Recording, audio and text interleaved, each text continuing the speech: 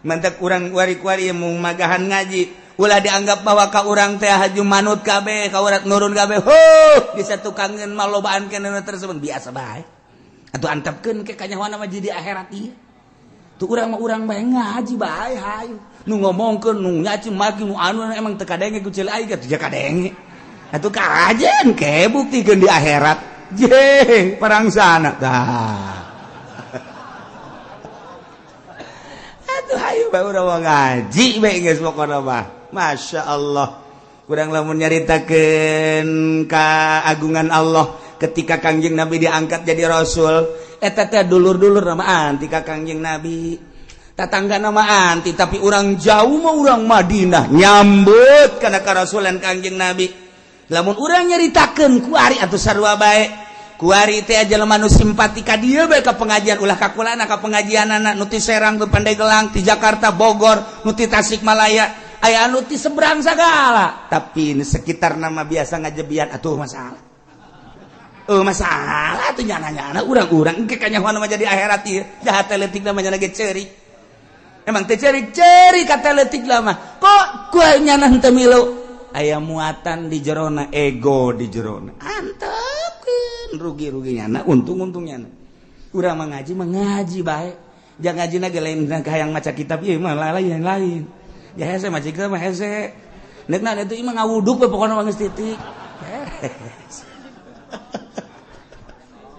Bismillahirrahmanirrahim. Bistilahi jami'i syuruti lan kalawan ngelindih ing sakabeh pirang-pirang syarat. Wa kadza fasikun wa jahilun fil aswahilan iku kaya ikilah istilah utayong kang fasik lan wong kang bodoh ing dalem monggo kaul as. Utul ucap insun lawi da'adaf azakatin ilal bawati sudiqa biyaminihi lamun ngaku ya si wong ingawaikan zakat maring bugot maka dan benerken ya si wong kalawan dan sumpah wong o jizyatin atawa ingawaikan upeti fala sudiqa ala sahih ingatase mungguh kaulsa wa kadzalan iku kaya ikilah jizat kharajun utawi kharaj ila sahih dalam mungguh kaulsa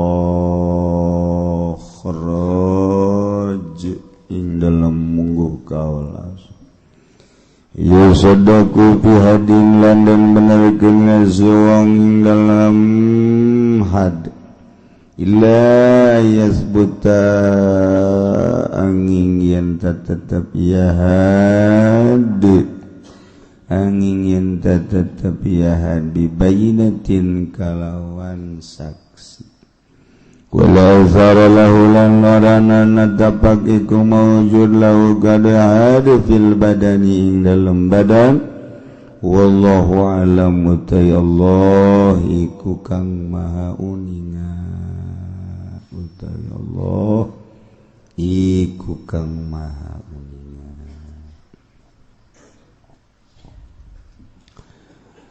para jamaah kaum muslimin wal muslimat rahimakumullah.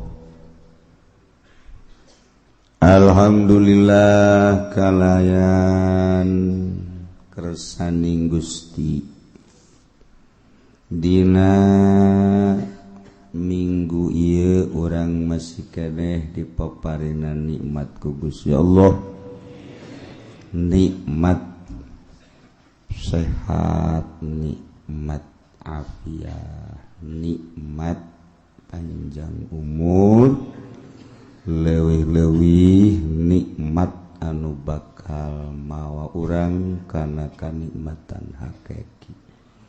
Ialah nikmat iman, nikmat Islam. Ku nikmat-nikmat etalah urang bisa berbakti bakti ka Gusti Allah Subhanahu wa taala. Di antarana urang bisa kumpul sabihara sabihari. Sakumaha biasa urang ngayakeun rutinan ngaji saminggu sakali. Ngaji saminggu sakali ge di lembur masa pangaji-ngajina bae. Kos bangun eueuh deui tandingna teh pang ngaji-ngaji. Alah saminggu sakali ngaji dibandingkeun jeung nongton TV eueuh sabucu-bucuna aja. Nongton TV mah unggal poe bari teu puguh mangpaatna diistiqomahkeun. Embung kaliwat ku goblok-goblokna urang. Tapi orang tengah rasa goblok jadi bloon orang. Goblok tengah rasa goblok ya bloon. Nonton TV mangpaatna tengah rasa bahwa eta teu bakal dihisab di akhirat. Urang dibere mata jang ibadah ai prak dipake apruk-aprukan pake nonton TV.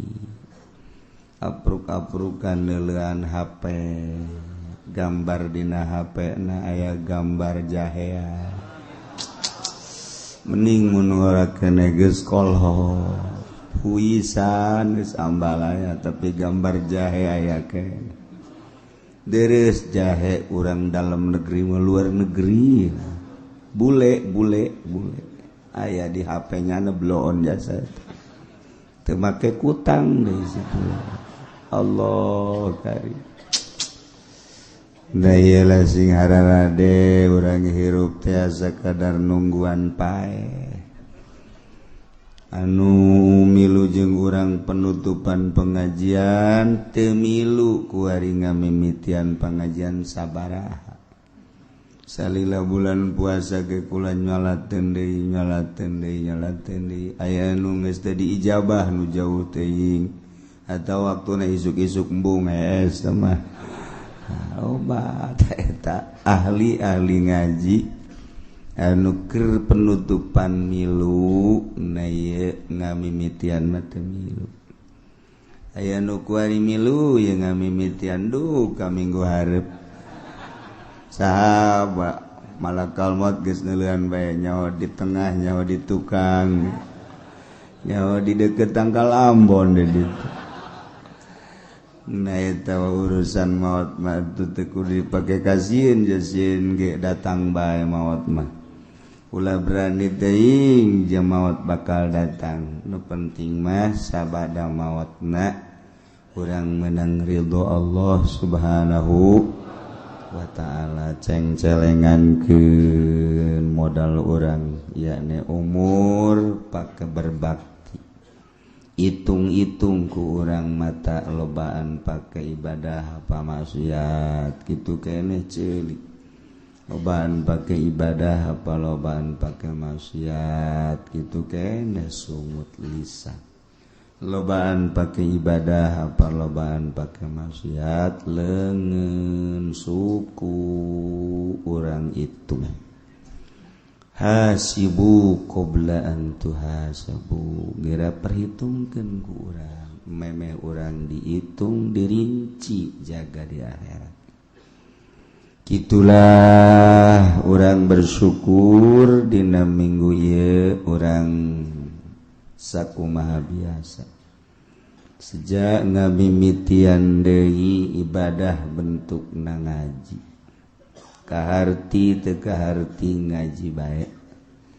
Pokona nu penting enggo poe Minggu datang diuk balik. Teu kudu hese-hese pokona mah. Diukna ge geus teu kudu di tengah-tengah majelis. Penting mah hadir bae geus. Aya nu deukeut tukang uduk, kang sate, kang baso. Pokona di mana bae nya nyempilna. Aya nu SMS-an bae. Oh nyana di ditu ya di ke balik bareng aya deres jeung lalaki deui eta mesti eta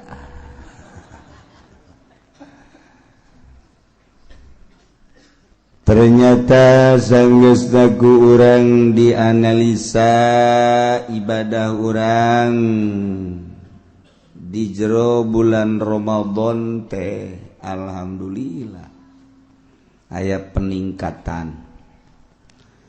Nu tadina urang teu tamat Al-Qur'an di bulan puasa mah alhamdulillah tamat. Aya nu teu bisa namatkeun tapi ngadengekeun mah ngadengekeun. Aya anu tamat 2 kali sabulan. Aya nu tamat 3 sabulan puasa teu pohara. Aya anu 4 kali. Wih, lain lalaga. Bahkan aya nu laporan ka kula, alhamdulillah kiai cenah kula sebulan puasa tamat 10 kali. Masya Allah, bagus jasa.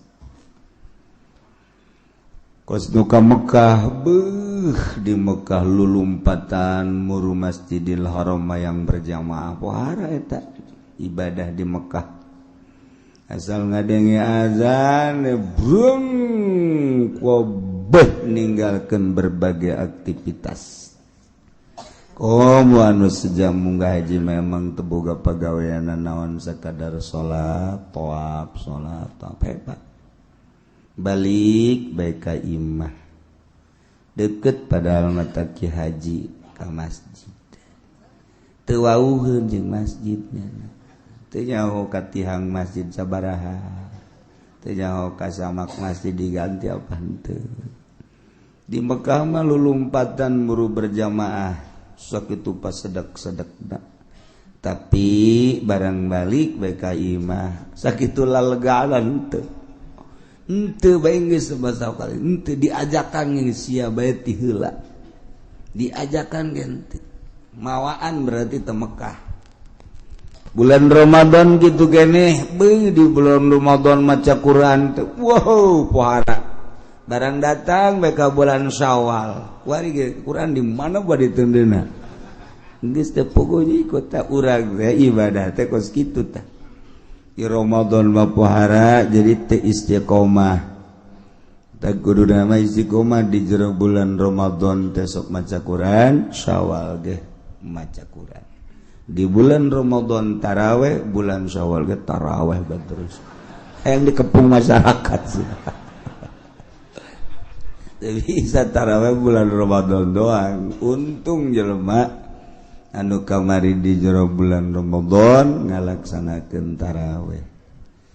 Berbagai ibadah-ibadah tinggal orang memohon ke Allah, urang nati Allah, titah ibadahna ge ku Allah, dibere tanaga jeung daekna ge ku Allah, nurek narimana Allah, pasrahkeun ka Gusti Allah. Mudah-mudahan ibadah puasa urang, taraweh urang, sedekah urang, tutulung urang diterima ku Gusti Allah Subhanahu wa taala hingga jaga aya bukti jang sampeureun urang.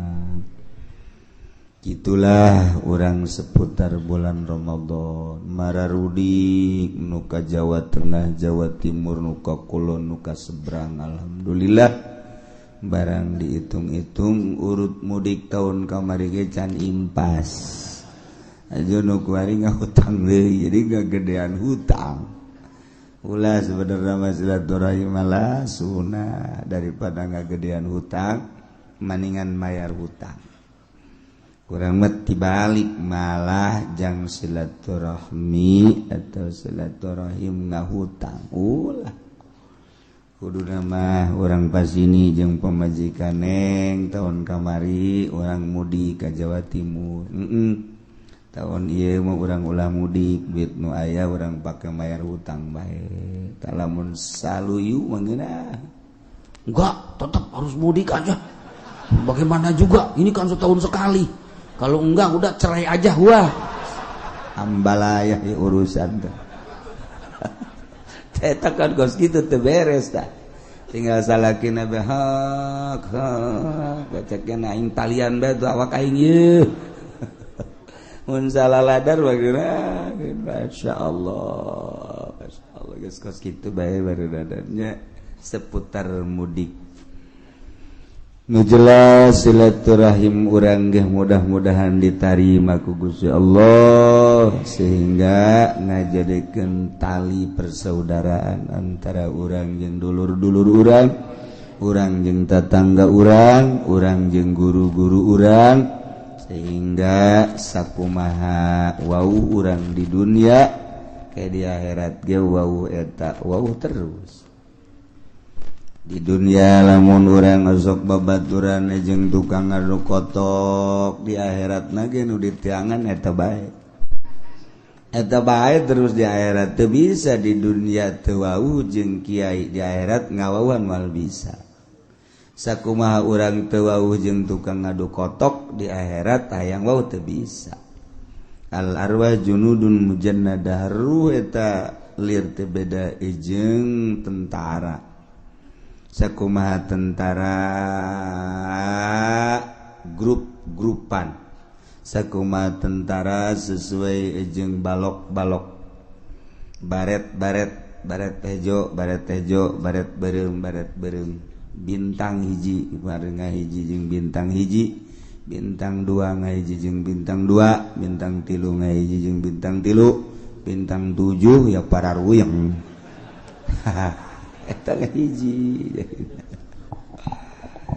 ya tah jadi urang di dunia jeung saha kawau jeung saha babarengan di akhirat ge eta deui bae junudun mujannadah masyaallah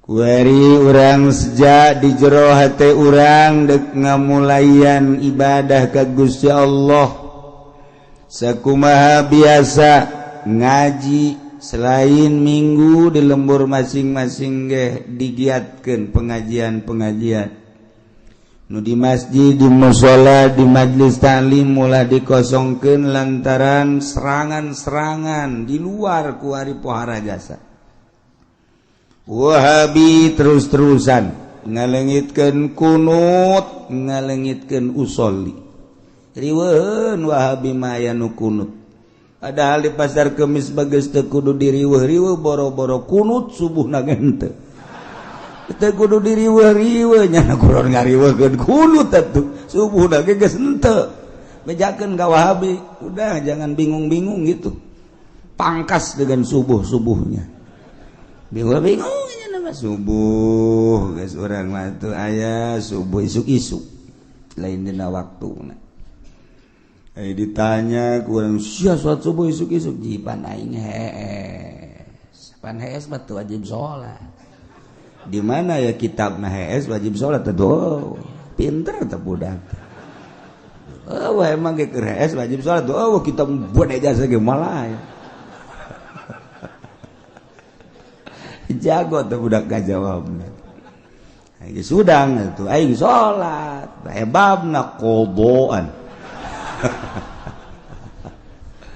atuh geus dipasing-pasingkeun ku Gusti Allah jadi alhamdulillahirabbil alamin urang ngayakeun kegiatan ngaji di lembur ge digiatkeun ku ari sebab ieu Syiah terus-terusan salah cenah kiai eta Syiah teh panjang dongengna ke urang bahas dina kesempatan nu jelas Syiah nu aya di urang mah teu pati beres Wahabi cenah salah teh kiai ai salah jasa dengan kurang pati bener ai salah jasa dengan kurang pati bener eta Wahabi Naye sing hade di urang mah Tangerang, Bogor, Serang, Pandeglang, Rangkas Bitung, Lebak termasuk alhamdulillah Sunni yakni ahli sunnah wal jamaah solid. Aya ge pepeletekan Wahabi Muhammadiyah Persis lah teu dianggap aya kosnu eueuh. Geus direncanakeun deuk asup ka wilayah provinsi Banten serangan Wahabi jeung Syiah. atuh ayo adapun nyana dek dararatang atuh sabodo tinggal urang nabe ulah goyang sakitu bae geus kajeun nu goyang mah di Karawang bae urang ulah goyang-goyang biasa bae ya jadi tegeran akidah urang sing hade anak urang sing hade incu urang sing hade urang mah nuturkeun guru urang nuturkeun guruna nuturkeun guruna sampailah ka para tabiin sampailah ka para sahabat sampailah ka Kangjeng Nabi Muhammad sallallahu alaihi wasallam ulah pungkal pengkol sing hade geus puguh kitabna geus puguh pelanggeranana urang menyekelan kitab salafus sholihin dimodernkeun boleh-boleh bae urangna nu milu modern akidah mah ulah dimodernkeun agama ulah dimodernkeun urangna deuk milu modern silakan bae sok bae sakadar jang cacampuran urang supaya ulah aya ketimpangan modernkeun awak urang tapi akidah jeung agama mah teu bisa dimodern akibat dimodernkeun Quran dipotong-potong ayatna anu masih keneh bisa dipake nu teu bisa dipake kunyana disingkirkeun nah eta kos kararitu kan teu beres antak sing hade Islam datang ke Indonesia dibawa ku para wali Allah bentukna ieu kos urang kos ahli sunnah wal jamaah di luar negeri mah geus dirarobah walaupun negara Islam tapi geus berubah urang lamun deuleu di Yordania lamun beja di Turki ku ari geus teu puguh kitu keneh di Tunisia kitu keneh di Maroko padahal negara Islam tapi geus berubah tapi di Indonesia mah masih utuh loba kesulitan untuk ngarobah Sunni nu aya di Indonesia ye berkat fadl Allah subhanahu wa ta'ala geus berbagai-bagai dirobah-robah tetapi tetap masih kuat kan baik tinggal sing hade urang nya nungguan maut besi rubah-robah naudzubillah komo datang ka asup Kristen naudzubillah min zalik wa min zalik ngagelok ka Wahabi ge naudzubillah min zalik wa min zalik teh urang teh keur ngabahas tentang bugot tentang pemerintahan anu teu disetujui ku rakyat atawa pemerintahan anu keur didemo ku rakyat maka di tengah-tengah nyaritakeun bugot ki musannif hadzal kitab nyaritakeun tentang ngadirikeun negara ngadirikan pemimpin di negara urang mah negara Republik Indonesia demokrasi tetap kudu aya pemimpin presiden ngaran nu alhamdulillah mimiti Bung Karno kemudian Bung Harto mantas Soeharto sakedeung B.J. Habibie tas Habibie teka caritanya nakuar di mana ayana kuletik meureun teu kanyahoan ganti mantas Habibie ku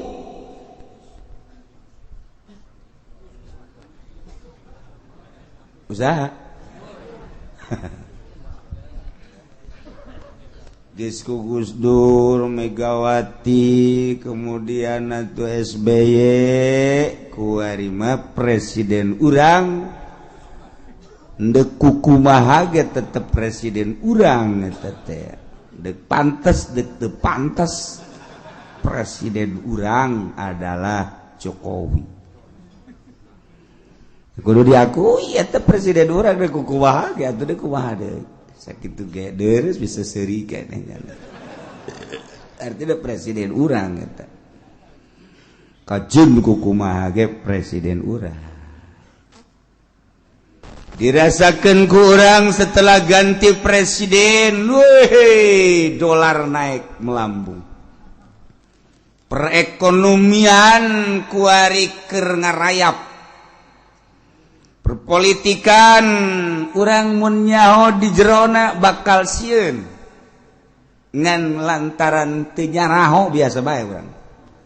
Nu mantak aya bagus teh urang bodoh teh. Jadi tenang-tenang bae urang teh ku bodoh padahal di jerona mun dideuleuh ku urang aya naon sih di Indonesia lantaran kok prajurit Amerika turun ku ari aya di Bali, kok Cina bercokol di urang, kok aya di negara Timur Tengah nu ka urang, kok aya sababaraha pemimpin nu asup ka negara urang. Aya naon di negara Indonesia ieu dek dikumahakeun jeung dek dikawanakeunana urang teu nyaho. Bodoh ngaranna, ku bodoh jadi tenang. Kalem-kalem bae urang bodoh teh atuh. Salat ge bodoh mah tenang bae. Allahu Akbar, kumaha teh kumaha. Lah mun ditanya Allah mah nyahoan ieu. Beres luhur teh jelema kos kitu eta. Atuh emang bisa ada sakitu atuh kumaha. Geus teh diutar diatur deui. Urang papan salat teh mimiti ngatur caina wuduna ieu bener apa henteu cai sah teh dipake wuduna. Terus make syarat, terus make rukun beres wudu kemudian salat. Make pakaianana nu kumaha di samping jang nutupan aurat adab-adabanana. Lantaran ieu teh pan dideuleuh ku Allah, pantas apa henteu sih menghadap ka Allah model kos kieu aing ieu diperhitungkeun ku urang henteu make lepis los. Make lepis, make kaos hideung, pet dikatukangkeun. Salat Allahu Akbar beres geus. Lah cenah kiai ka Allah mah nyahoan ieu nyaho aing ge. Naon bedana sia jeung kenek nu mundurkeun mobil ieu? Beda tuh sia hareup ka Allah kata Allah mah teu kadeuleuh ieu kumaha teh sia mah teu kanyahoan ieu ku teh sia mah sakitu ayana tuh sakitu bae.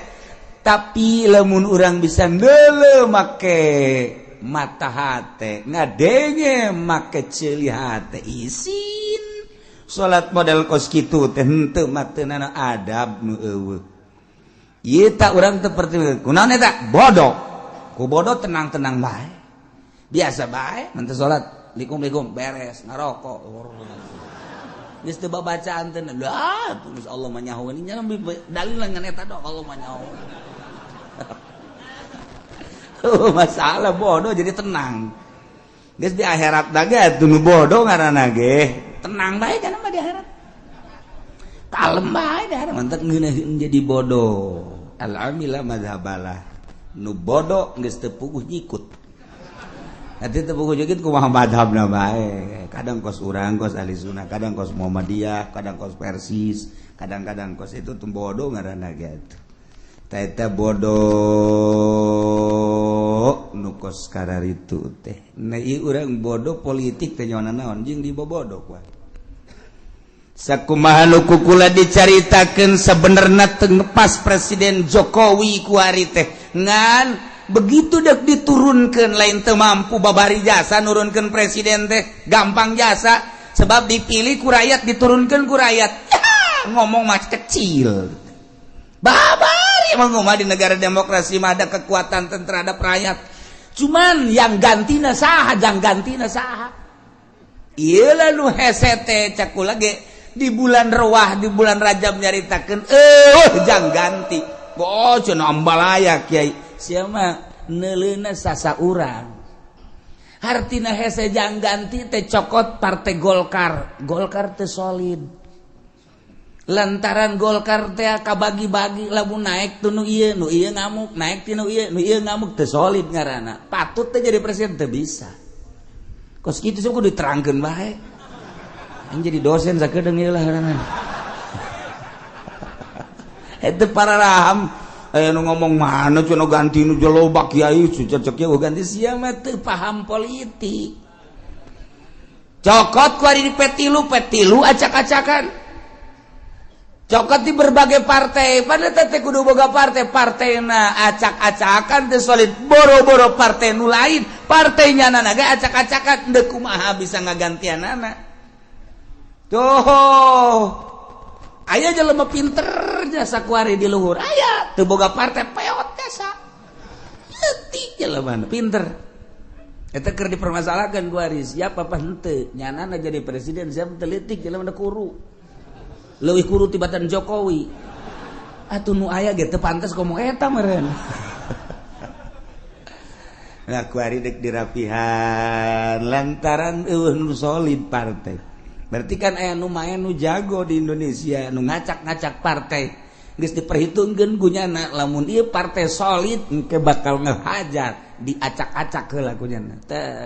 Sehingga eueuh partai nu solid hese jang ngagantianana. Kos gitulah seputar negara eta kakarak global. Encan mun dirinci tek. Wari urang nyaritakeun tokohna ti Golkar ieu petilu di babari nyaritakeun kos kitu. Sapira Indonesia aja jelema rek kahitung tek hese amat. Tuh hese amat babari. Cuman iyalah keberadaan urang kos kieu hese kasolidanan. Maka wallahu alam tinggal ditunggu 2 bulan deui. Lamun 2 bulan ieu rapi insyaallah lanjut. Mun 2 bulan ieu teu rapi wallahu a'lam bissawab. Bisa assalamualaikum warahmatullahi assalamualaikum warahmatullahi. Kuari keur diurusan kuwae. Sebab naon perekonomianna mungsrut kuari. Tailah lamun negara ekonomi teu jalan atau politik ge teu jalan. Ai negara mah moal bangkrut. Degekeun ku Celisya dongengna negara bangkrut moal aya. Nu bangkrut mah politik. Nu bangkrut mah perekonomian. Kembalina politik jeung perekonomi ka rakyat. Negara mah moal bangkrut. Nu mantap moal bangkrut atuh jelema titang malayar pajeg kabeh deuk bangkrut kumaha. Negara mana nu bangkrut eta mah ngomong doang negara bangkrut negara bangkrut moal aya setungtung aya presidenan aya kepala negaraan negara mana bae moal bangkrut nu bangkrut rakyat negara mah moal bangkrut ya kurang kuari malayar bae duit da ka mana udah ditanyakeun goblok tama kumaha kepala negara tama kumaha gubernur kumaha bupati sia mah mayar bae adapun ka mana-na kumaha aing goblok meureun sia mah ulah ngomong ulah nanya pan sia mah kitu amat jadi bupati na ulah nanya pokona mah sia mah mayar bae geus wae ka ditu nama engke aing naik ku sia pilih deui bego meureun sia ieu si sia teh bego aing kabehan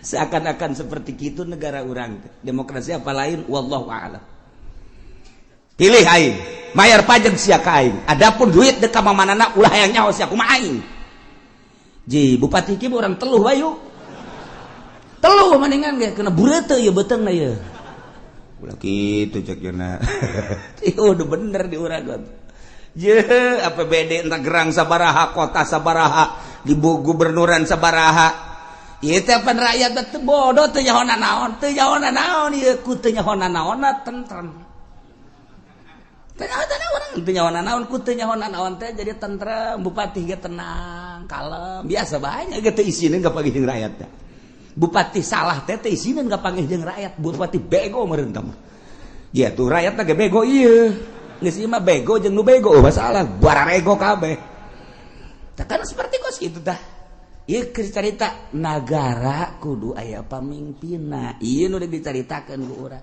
milih pamimpinna kudu make syarat 10 hiji syaratna jadi presiden jadi gubernur jadi bupati teh kudu musliman agama Islam Nomor kedua mukallafan kudu mukallaf ulah edan ulah budak letik. Tilu huron kudu merdeka ulah abid. Opat zakaron kudu lalaki ulah cewek. 5 kudu bangsa Koresian eta teh hartina mah nu boga pemikiran nu kuat. Nomor kagenep ka-7 kagenep adlan kudu nu adil boga pertimbangan secara syar'i. Nomor ka-8 nomor ka-7 mujtahidan kudu anu mantap ijtihadna otakna brilian. Nomor ka-8 sujaan gagah jadi pemimpin mah ketika aya nu neko-neko nyana dihareup kan gagah ngaran urang jadi boga pemimpin puluh ya pelet resep.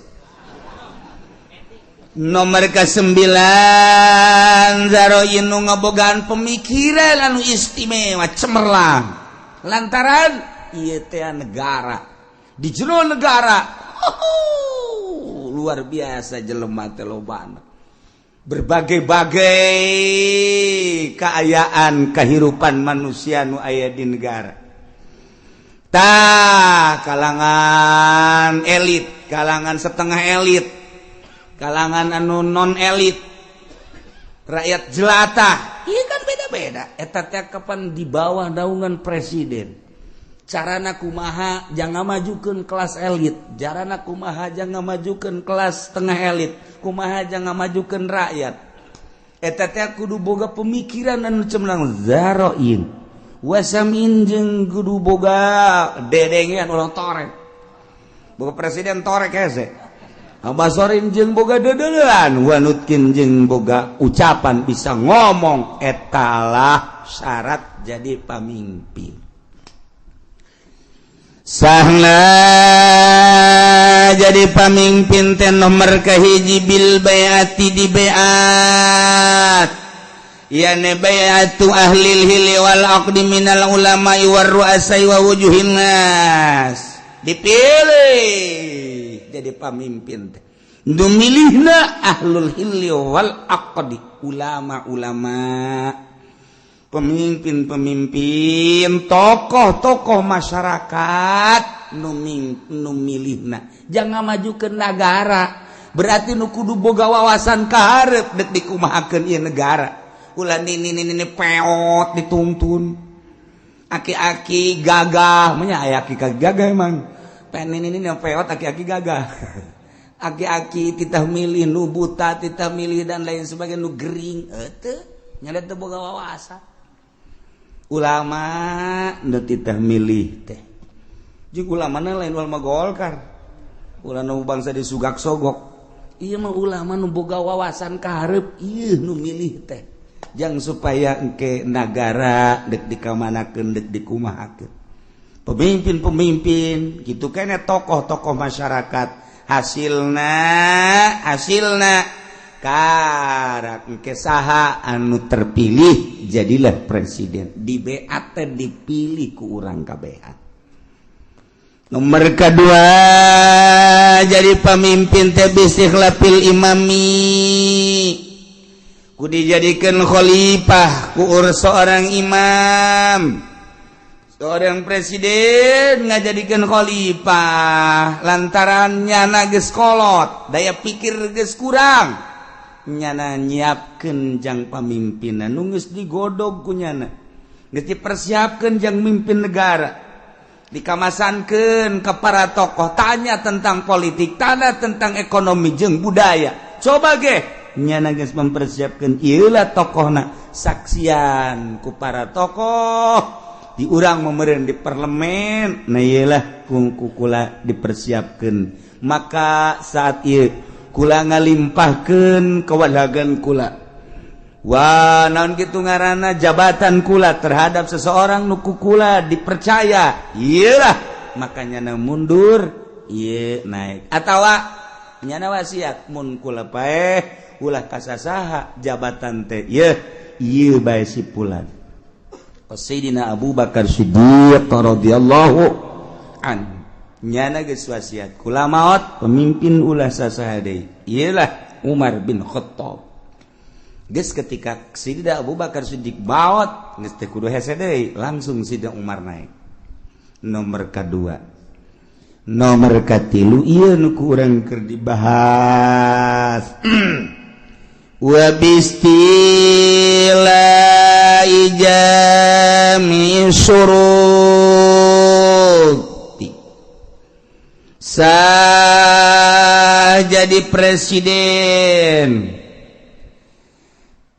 bistila'i jami syurut ku ngalindih kana sakabeh pirang-pirang persyaratan syarat nu 10 aya di Kizaid sementara presiden nu aya kurang ngalaksanakeun persyaratan atau kurang persyaratan tinu 10 andai kata presiden terpilih teh jelema nama muslim jelema nama mukallaf jelema nama merdeka jelema nama lalaki ngan ternyata tina 10 ternyata ra'yuna nu kurang cemerlang ketika ditanya tentang bagaimana perekonomian di negara urang nyana teu ngabogaan wawasan jangan majukan perekonomian di negara eta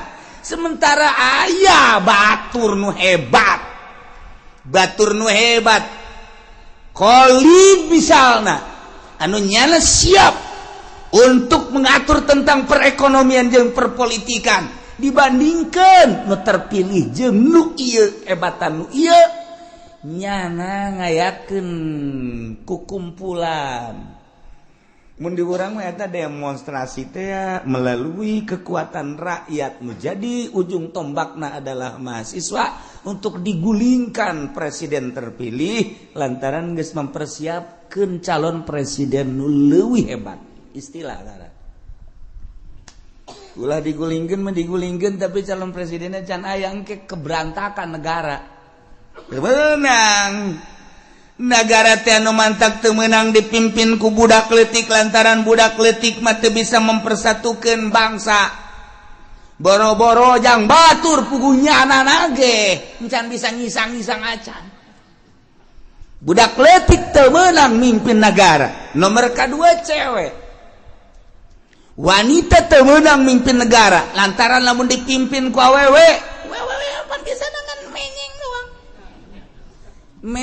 menyeng teh ceriknya nama boro-boro ku rakyat boro-boro desakan-desakan manusia kakarakti salakina bae nya geus bisa ngajawab salakina marah haju bae manyun bae henteu memecahkan permasalahan awewe mah cerik ngaguling brek beres sakitu doang manya nu kos kitu deuk mimpin negara deuk kumaha lakona karakter wanita nu mantak teh karakter wanita mah kos kitu nu mantak teu meunang jadi pamimpin acak-acakan negara ketika negara orang dipimpin ku Megawati orang mah bodoh teh nyaho naon padahal nu coplok ieu sabaraha pulau aset negara nu coplok sabaraha lantaran urang mah bodoh biasa-biasa bae kalem-kalem bae mun urang menelusuri ka jerona masyaallah aset negara sabaraha anu acak-acakan jeung nu beak pulau sabaraha nu dijual urang mah teu nyaho lantaran bodoh kos ieu lah eta lah wanita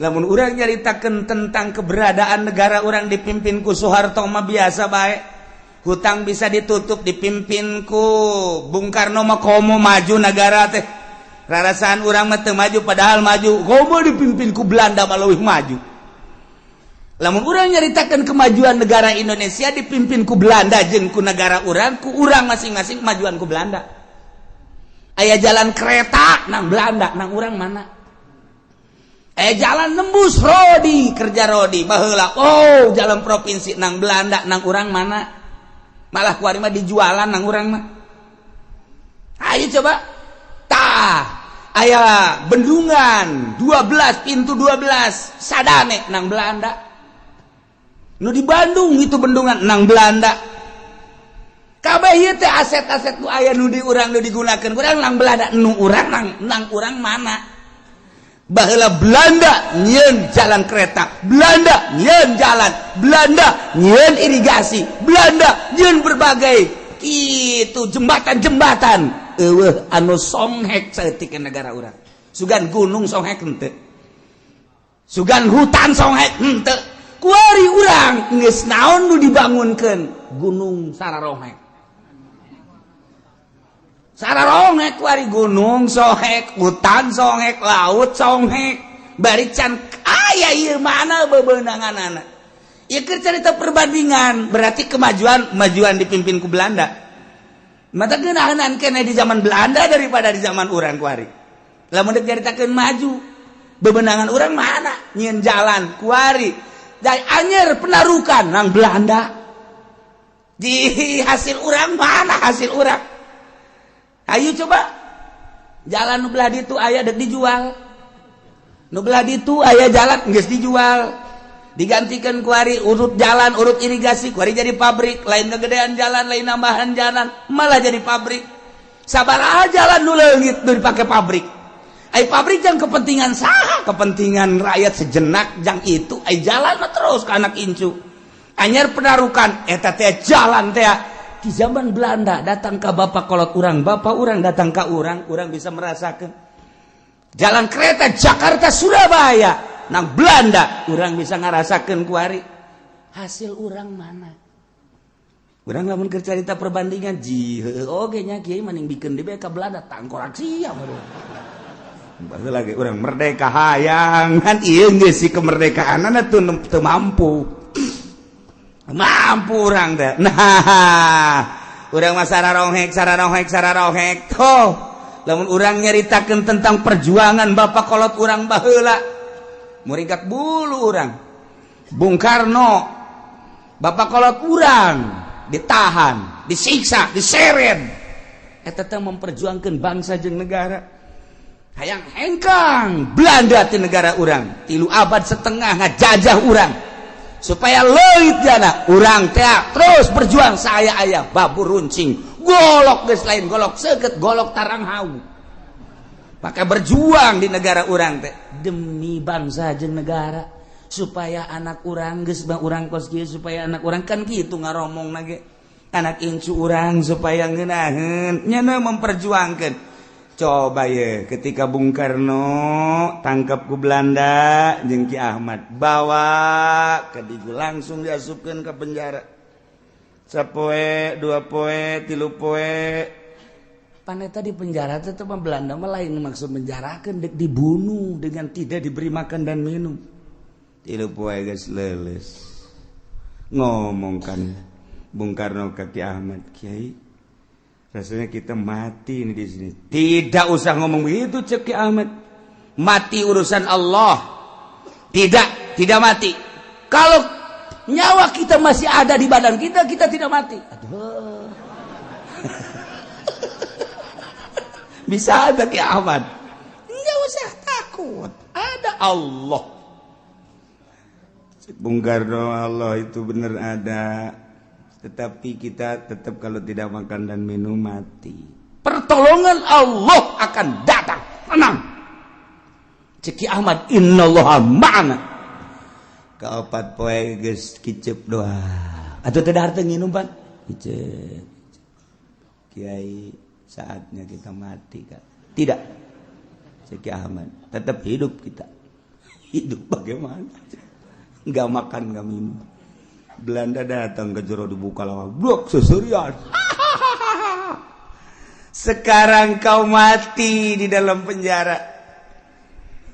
Sekarang kau tidak akan bisa melanjutkan hidup. Geus teu bisa nanaon kieu. Seserian Belanda. Digebrukeun deui lawang. Di jero geus kararieu bae. Ceki Ahmad, Bung Karno, pertolongan Allah akan datang ketika kita sudah tidak berdaya. Kita sekarang sudah tidak berdaya, cek Bung Karno. Mana pertolongan Allah? Itu kamu masih bisa ngomong, itu daya kamu. Oh iya ya. Baheula bae eta memperjuangkeun negara datang ke kitu coba. Kalau masih bisa ngomong berarti masih ada daya dan kekuatan. Ketika kita sudah tidak bisa apa-apa, baru pertolongan Allah datang. Kali mau poe geus bisa nanaon. Sekarang ieu mah. Mencak urang mana pertolongan Allah sebentar lagi. Ketika kita belum pasrah 100% kepada Allah, Allah tidak akan menurunkan pertolongan. Pasrahkanlah diri kita 100% kepada Allah. Jangan ada perasaan, kekuatan, daya di diri kita. Semuanya milik Allah. Cek Ahmad kan gitu. Pasrahkan semua kepada Allah. Nanti pertolongan Allah datang. Bongkar geus kieu bae. Geus teu ngomongnya. Teu dahar teu nginu. Kunaon ka sore jol bae aya jelema datang mawa sangu. Lewat erang-erang tah di penjara teh pan aya nu bolong sagede-gede di luhur. Lobang angin, asup ka dinya set, bluk. Mawa sangu dahar di jero. Ayo kita makan. Ini pertolongan Allah. Dah. Bung Karno ge bingung di liwat mana jelema ieu. Lawan dikunci bisa mawa sangu segala rupa ieu. Wow, segala geus beres dahar, aya sambal segala geus di jero geus. Insyaallah wahara jasa. Beres datang kok kobok set sasalaman. Naik deui lewat eta deui lubang angin set keluar. Bung Karno teu ngomong. Eta saha teu ngomongnya. Jeung nang nita saha teu ngomong. Dek ngomong ka Ki Ahmad besi salahnya. Secara kanan bae di jero. Ki Ahmad bae ada kiai ulah abah. Kita sok ngaji mingguan di dieu. Ngajina hikam teh. Ya Allah ya Rabbi. Geus rada aya tanaga teh poe eta. Isuk datang deui lewat eta didelegeun bae ku Bung Karno. Set datang deui. Duhar mantep. Pohara jasa. Hari ke-6, hari ke-7 mah datang deui. Ka-8 tetep nanya Bung Karno. Siapa sih? Jangan tanya. Tuh bener bae ceknya. Aing carekan deh. Teu beudang nanya saat-saat kos kitu teu beudang nanya pertolongan Allah. Nanti setelah kita keluar baru saya jelaskan. Masya Allah. Tak eta teh bisa datang lewat eta kan jelema kiai. Datang ngawas sanggup. Hari ke-8 ke-9 Belanda mawa kitu tempat mayitnya naon Kurung Batang dianggap paeh kan dianggap paeh kok jangan mau Kurung Batang buka begitu buka blek nyana kerkarari ada apa cak Belanda ini bukan orang tutup lagi sieunan atuh Belanda ge. Nah itu geus dianggap paeh atuh hirup kayak gagah jasa tuh tutup sekian bukan orang ini. Nah, seserian dia ada di jero. Duaan bae. Oh, Belanda sieun cenah ka urang cek Ahmad teh. Padahal urang ge sieun kayana cek. Negara. Dek jadi pemimpin negara pohara jasa digencet kapan didigul teh. Tapi kan meleset jelemana blok ke Jakarta nu digencet nama hanya tangkal cau. Coba itu bisa kos gitu. Nah, setelah diperiksa dek di bredel, kieu. Dek dipaehan. Nu disiapkeun tadi mah mau Kurung Batang, kuari mah mau stem. Dek disiapkeun. Begitu asup ka dia langsung tembak bae geus. Belanda. Orang jelemana milu keluar jalan nu tadi. Set berangkat kabeh. Belanda kaget. Kemana dia kemana? Bingung Belanda. Yang bisa keluar lewat lubang itu mah bukan orang, setan caknya. Belanda. Deui keur kacaritakeun. Nah eta zaman baheula memperjuangkeun bangsa jeung negara datang ka kos kitu. Nah iya keur carita eta lewat dinya jaba anu ngiriman sangu jabanya ada keluar lewat dinya kok bisa karari itu hasil tapa dek mimpin negara teh tapa heula lamun patilasan Bung Karno di Jawa Timur patilasan Bung Karno di Bogor patilasan Bung Karno tuh di Bekasi patilasan Bung Karno tuh di itu di mana kitu di Ciherang patilasan Bung Karno di dia di Banten tapa Bung Karno. Mun urang nyaritakeun Padang aya patilasan Bung Karno, urang nyaritakeun Aceh aya patilasan Bung Karno. Etalah endek mimpin sebuah negara. Tapa heula. Tah dipimpin ku jelema nu tapakan ngeunaheun urangna. Sebab naon? Beraninya na ngeunaheun. Adapun kadituna urusan jabatan dan lain-lain sebagainya eta mah geus macem-macem geus kaditu. Tapi eta lain lalagaan bisa asup kadinya. Eta si kiai saha nu asup ka lawang eta tah ka naon garang-garang lubang angin moal sangu set kiai urang Tangerang kiai datang ka dia set beres dah mah dibejakeun kiai moal mah dibejakeun sia digali ke kuburanana takut itu kan pohara mimpin negara teh lain lalagaan satu suara teu bisa dibobodoh atletik mah sakumaha urang teu bisa dibobodona ketika Saddam Hussein kamari gerak ku ajeun tinggi ulah-ulah ge simpati bangsa simpati manusia umat sadunia simpati kabeh moal pati-pati simpati lamun di jero benak katena henteu aya kemurnian moal aya seluruh lapisan boh kafir boh muslim simpati terutama mukmin simpati ka Saddam Hussein bari di jero nagara mah aya anu ngalecehkeun ka Saddam Hussein tapi tetep bae kesimpatian teh teu bisa dibeli lantaran di jero na aya mutiara sakumaha simpatina bangsa Indonesia ka Bung Karno lain di Indonesia bae Jepang simpati ka Bung Karno Arab simpati ka Bung Karno bahkan titi mangsa Bung Karno teh ya mun urang ke Mekah atuh aya di Arfah aya titi mangsa Bung Karno di tempat Sa'i aya titi mangsa Bung Karno di Baitullah aya titi mangsa Bung Karno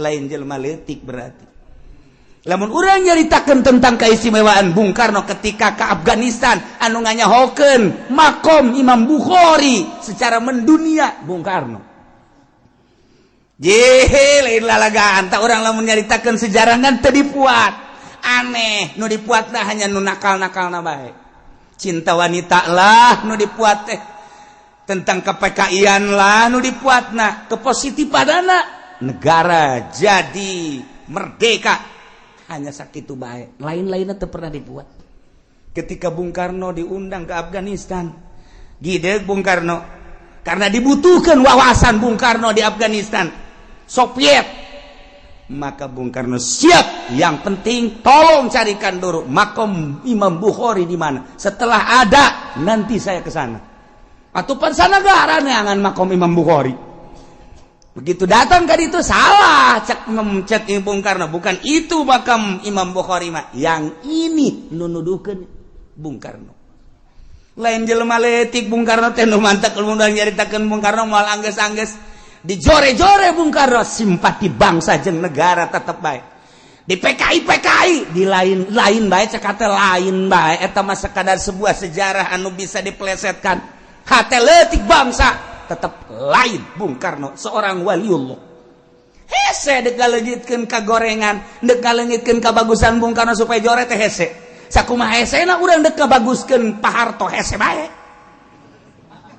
bae kumaha meureun eta mah kumaha meureun kajen dibagus-bagus ge teu daek bagus bae hese bae lain kaayaan buktina tapi di jero benak hatena anu padahal di akhir nama Pak Harto ge bagus di akhir nama yang sepanjangnya ngajawab teu bagus hanya detik-detik terakhir nu rada bagus teh rencanana tuh Gus Dur dijore-jore eta tetep bae nu kamari anti Gus Dur nu kamari ngajorekeun Gus Dur nu kamari buta Gus Dur kuari mawaan zarahnya nu untung nyana nu untung nu kamarina ngaulah-ulah ngang buta-buta je Gus Dur ya kuari yuk kita zarah yuk kesan je tolol teh jelema teu bisa dibobodoh artina hate leutik namanya nana ge ngabuta-buta ge eta mah ngan sakadar muatan ngan sakadar aya kepentingan ketika berbicara dari hati nurani nyana ge mengakui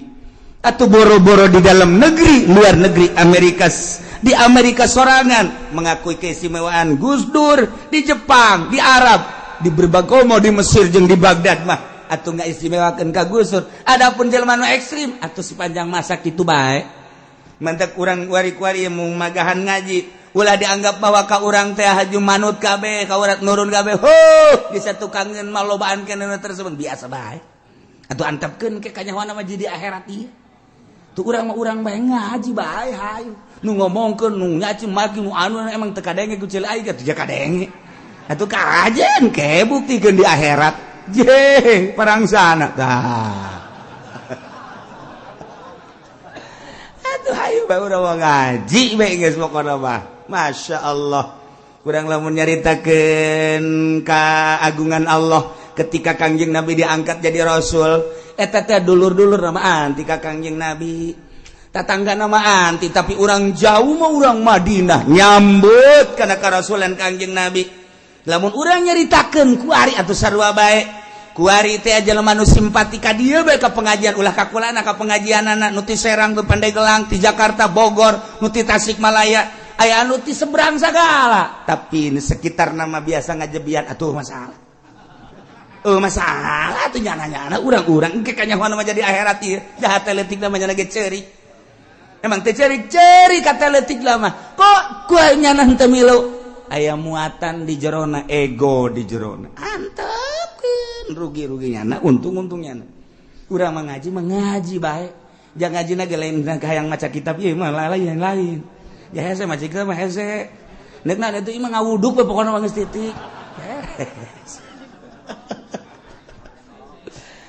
Tapi lain eta ngaji teh neangan file maca mah bisa, kadang nyurah bisa. Itu keneh nu teu bisa ngaca kitab lah ngadengekeun bae. Nu dibutuhkeun mah lain eta. Naon? Ieu nur ilahi nu nyulusup ka jero dada.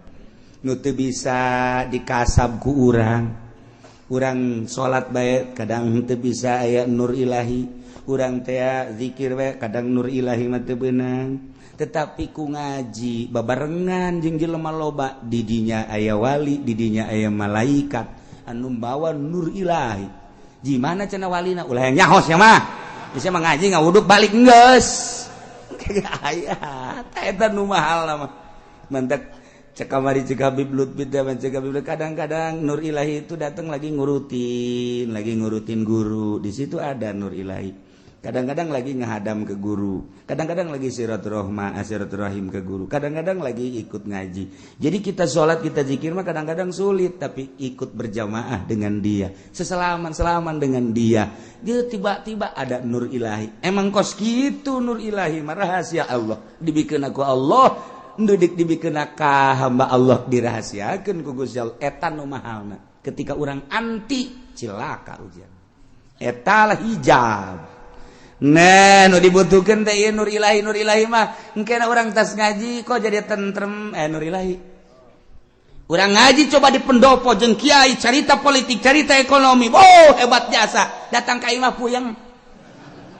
Lain lalagaan puyeng. Tapi ketika orang datang ka dieu tak atawa ka pengajian nu lain beban naon leh pokona mah kiai aing mah teu hayang wauh jeung kiai nu penting mah aing mah jeung tukang sate beh lah wauh masalah wauhan kana jeung si eta daripada jeung kiai masalah datang tapi datang ka imah tentrem amat nu mata tentrem meuli satena 2 bungkus Pak kalem mahal katentreman eta lah nu mahal. Salat jadi meningkat, salat tambah khusyuk. Emang ngahusukeun ku bah. Di khusyuk-khusyuk urang mal bisa aja khusyuk mah pamere Allah. Ketika urang nyampur jeung nu bisa khusyuk kadang khusyuk aya. Ketika urang nyampur jeung ahli makrifat urang aya faed ngaranna. Luluberan ti ahlina nyurup ka urang. Eta nu mahalna. Jeuh tuh ngaji na mah hararese emang kumaha gitu ngaji. Urang ngaji di pondok 15 tahun 20 tahun gitu bisa-bisa tuh komo mingguan. Bisa naon tuh ngaji kos gitu parang sana bebari meureun ngaji tapi tah nurut ilahi mah kos kumaha barang ngaji tak Masya Allah horenganan kreditan teh haram aing lamun isuk paeh berarti ninggalkeun hutang sedengkeun lamun aing paeh boga hutang roh mal bisa ngajawab kapeu di jero kuburanan timbullah nyulusup nur ilahi set mun aing isuk paeh kumaha tuh rugi amat. Hanya sebuah mobil Avanza, hanya sebuah mobil Kijang anu ku urang dinikmati nangan sakadar sakit, tapi di jero kuburan nu bakar berhadapan jeung Allah urang kaput, tanda bahwa urang teu bagus. Doh, balik ngaji bebe ja ka pamajikanna. Neng, jah urang ngridit teu bagus ja kadenge ku Neng. Urang ngridit deui jadi yuk. Ai kakak kumaha sih? Mantak ya kakak ngomong kan Neng, maning jual apa maning kredit nyoba kan Neng. Oh, ai kakak mah geus dahayan. Kak atuh ulah dijual kieu bae ieu mah bereskeun aju urang meuli deui. Oh, jadi dua. Nu ieu bereskeun aju urang meuli deui anu ulah ngredit. Anu cash gantung mah ieu beung kakak. Puguh hiji ge ngap-ngapan ya kakak.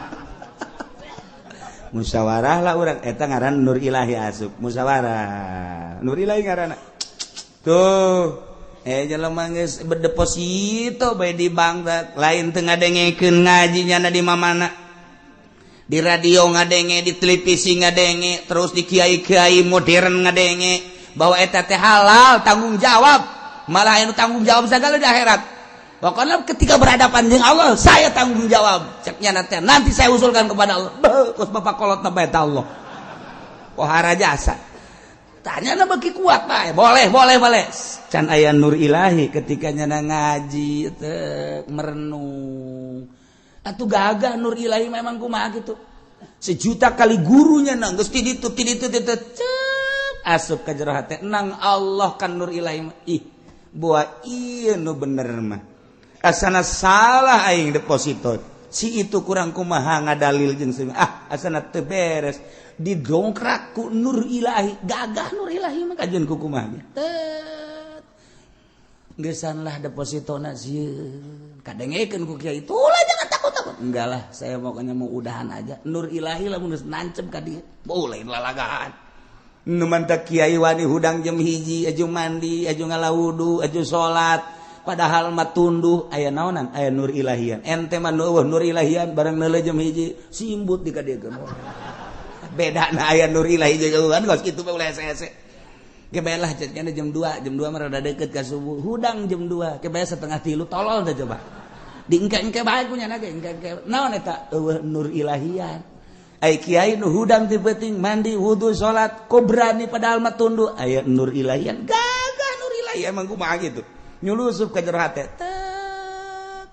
nu kadeuleuh hanya Allah alam akhirat nu kadeuleuh ngeunah naon sih di alam dunia ja urang geus hees bae ti leuleut datang ka kuari mah nya dek diteruskeun bae ku tolol-tolol teh isi awak ja ti baheula hees bae urang ja kieu-kieu bae oh perubahan amat isi awak teh tah ai eueuh nur ilahian mah tetep bae lonceng tinggal lonceng malah mah bel beker teh dikeriningkeun tah hudang dipencetin badeng sia padahal mah nang nyana blonte nang nyana yang hudang jam 1:30 nang nyana supaya ngerining diteuleun diceulik hudang 1:30 goblok gadeng sia SD nur ilahian mah capek kajeun kuku lagi hese berat tapi aya nur ilahian kadang-kadang mewe beker hudang teu geus hudang teh heula dideuleu. Oh can waktuna pareheman besi gandeng geus nyanana mah udang eta aya nur ilahian pokona mun aya nur ilahian mah geus moal kabetrak kajeun kumaha ge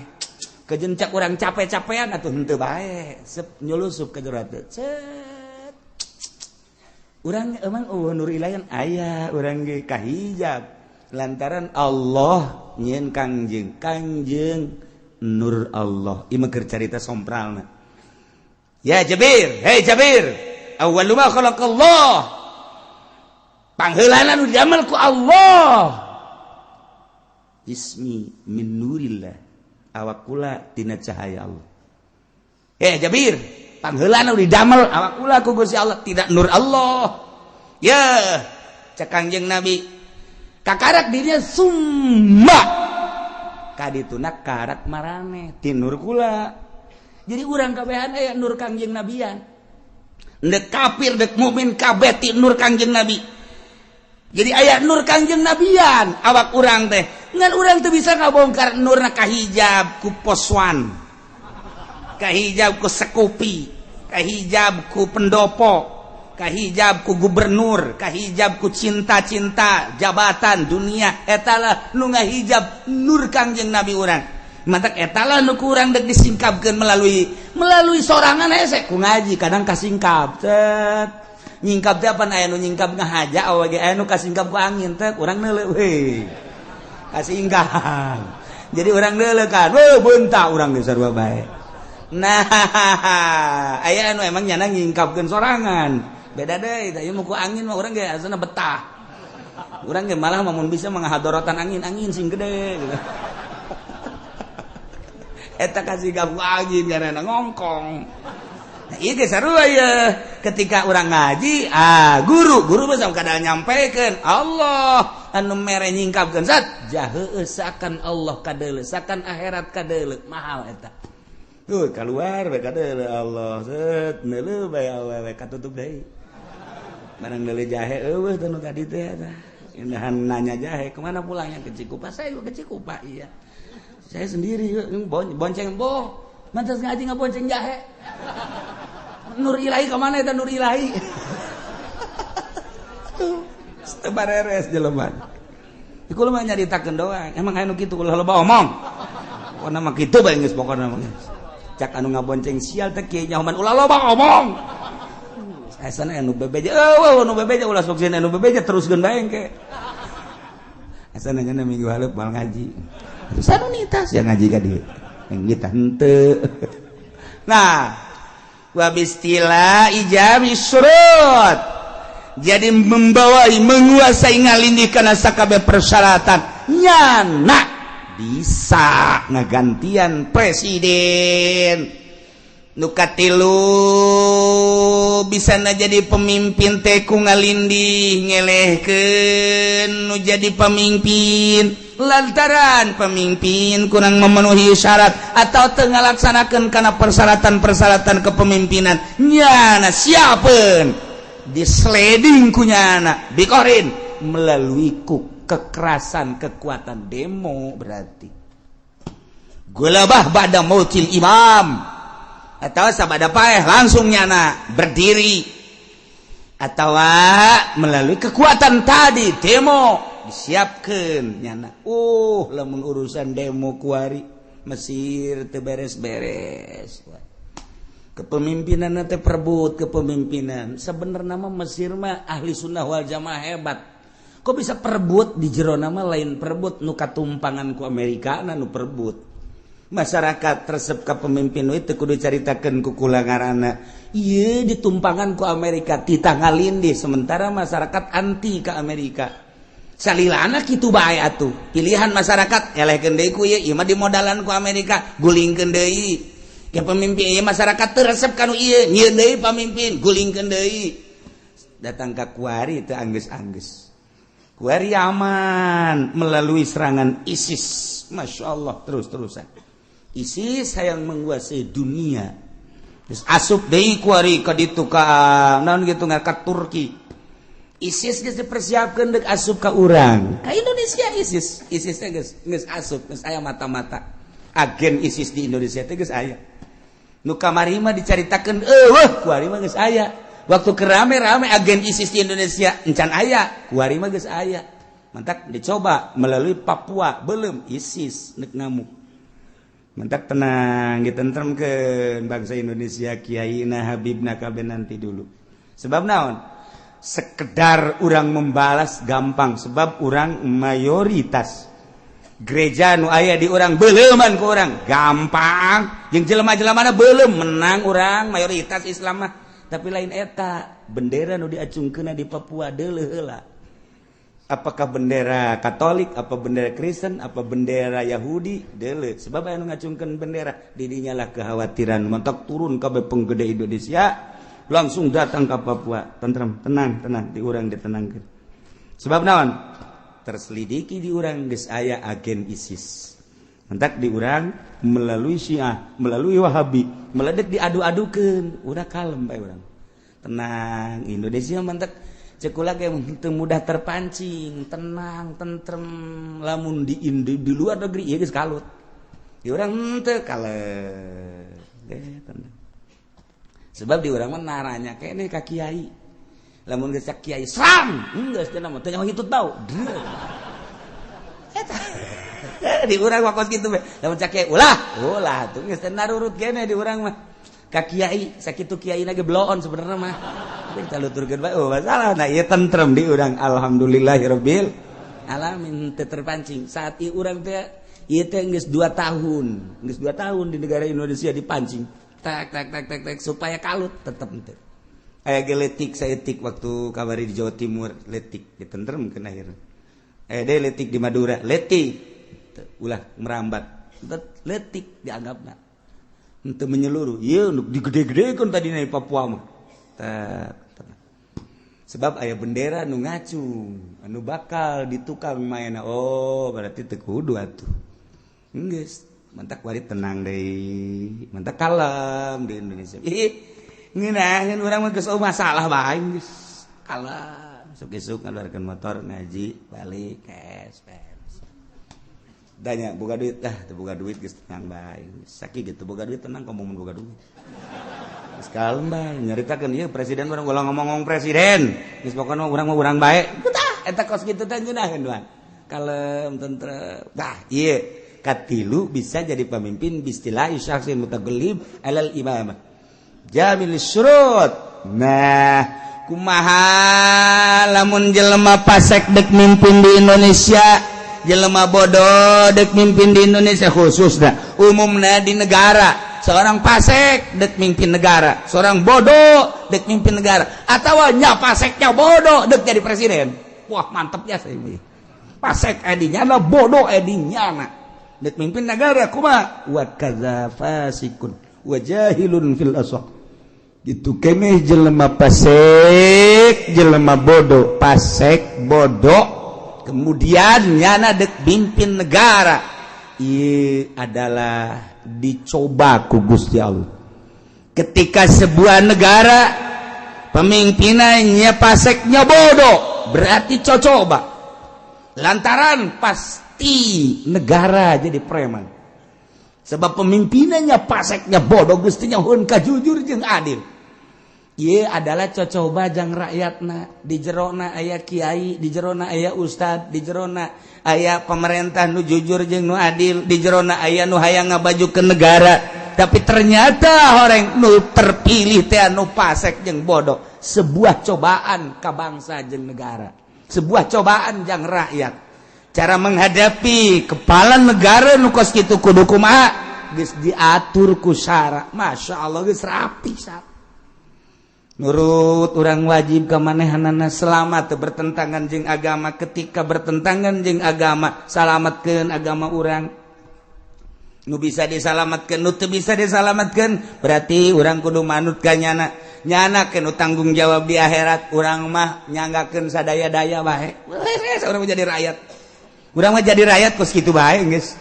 Nah ieu ketika seorang fasik, ketika seorang bodoh memimpin lantaran nyana jadi bodyguard ngelekeun ngalindi dengan kejahatan nyana, dengan kegagahan nyana sehingga nyana bisa jadi kepala negara. Tetap sah-sah bae jadi kepala negara. Nah, urang sebagai rakyat keur dicoba ku Allah boga kepala negara model kos kitu manut nu bisa urang teu milu nu bakal terjadi fitnah keluar orang kira-kira kudu milu bae Masya Allah kan urang mun dicaritakeun kuari loba anu pinter nu jujur jeung nu adil tapi nu terpilihna seperti nu kieu sah bae jadi kepala negara sebab nyana geus kondisikeun silahkan bae walaupun kumaha ge kumaha nyana bae wa in kana asyan sanajan nyana doraka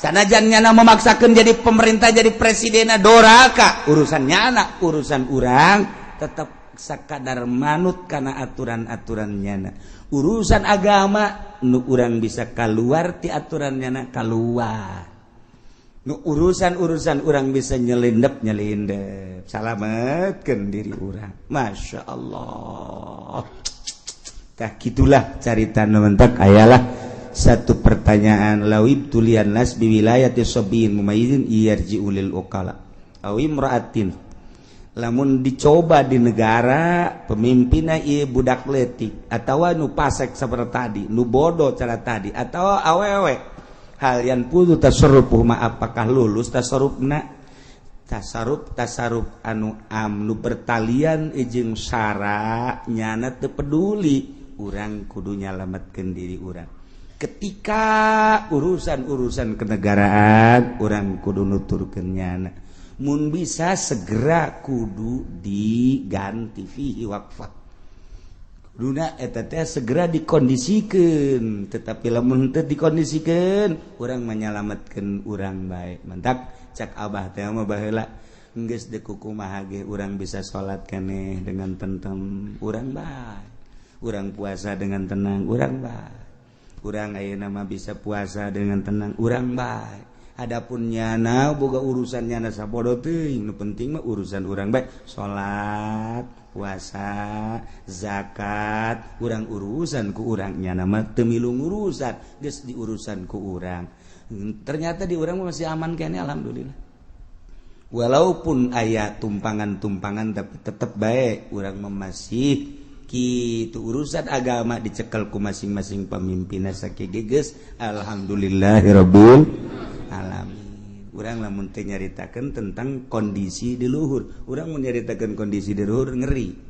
aya sababaraha sektor nu kudu diomean ku urang lantaran kahareupna cilaka geus dipuatan boro-boro di sektor politik di sektor organisasi bae geus dipuatan ku jelema-jelema nu ulah maju Islam ulah maju ahli sunnah wal jamaah nah ieu urang dibaca sababaraha sektor di luhur teh geus aya ti dieu aya ti dieu aya ti dieu aya ti dieu aya jadi urang gerak kumaha ge hese urang mun nyaritakeun gos kitu kakarak pusing mun nyaritakeun urang di handap mah kieu pusing naon biasa bae geus urang mun nyaritakeun di luhur berarti urang deuk berjuang kumaha caritana pasti kudu neangan jelema-jelema ngaleungitkeun si eta iyalah anu nyieun pusing di Indonesia nu mentak lamun jelema nu paham kuari pusing kuari nu paham kuari pusing duh di kumaha ieu kahareupna berarti berjuang nyana terus 5-10 tahun bakal berubah kahareupna anta kuari mulayan endek rada dirobah saeutik kumaha carana